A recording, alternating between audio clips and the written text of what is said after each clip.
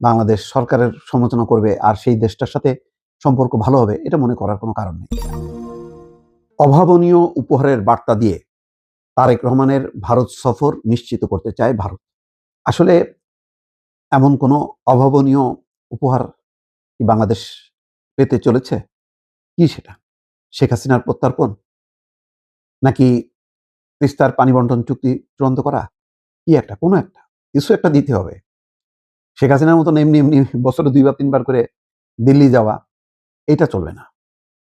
তারেক রহমানের সঙ্গে একটা ফয়সালা হইতে হবে।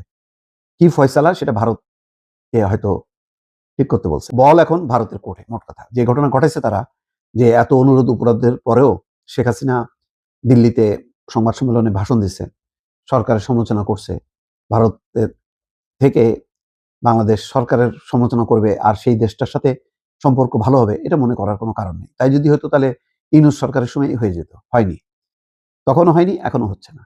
তো এখন দিল্লিও ভাবছে যে না, কিছু একটা করা দরকার।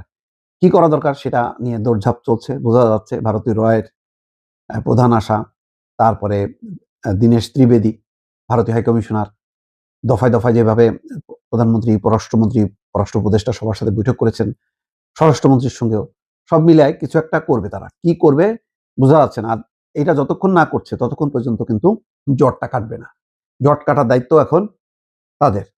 ভারতীয় সংসদের উচ্চকক্ষের রাজ্যসভায় বৃহস্পতিবার পররাষ্ট্র প্রতিমন্ত্রী কীর্তিবর্ধন সিং দুদেশের সম্পর্ক স্বাভাবিক করার জন্য ইতিবাচক বার্তা দিয়েছেন।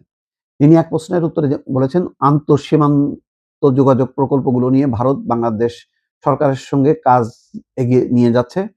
এর ফলে বাংলাদেশের সঙ্গে বাড়বে রেল, সড়ক ও দ্বিপক্ষীয় বাণিজ্য এবং যোগাযোগ। পুশিনের সমস্যা এখনো সমাধান হয়নি। এগুলি দিয়ে হবে না। এগুলি হলো প্রকল্প ওয়াইজ কাজ, সেটা ভারতের স্বার্থটাই বেশি।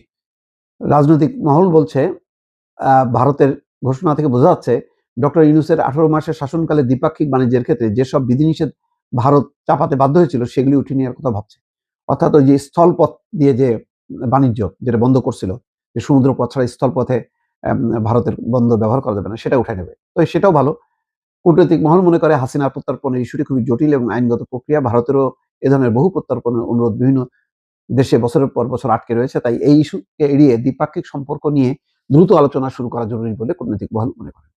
বিষয়টা কিছুই না, যদি হাসিনাকে অন্তত মুখ বন্ধ করায় ভারত, আর যদি যেই সীমান্ত, স্থল সীমান্ত যেই বাণিজ্য সেটা যেটা বন্ধ করছে সেটা উঠায় নেয়, তিস্তার পানি বন্টন চুক্তি যদি কার্যকর করে, আর গঙ্গার পানি বন্টন এটা আবার নবায়ন করে, আর হচ্ছে পুশিনটা বন্ধ করে, এইটা করলেই অন্তত ভারত বাংলাদেশ আর কিছু চায় না বাংলাদেশের কাছে। অন্তত এই সমস্ত যন্ত্রণা থেকে ভারত বাংলাদেশকে মুক্তি দিক, এটাই হচ্ছে চাওয়া।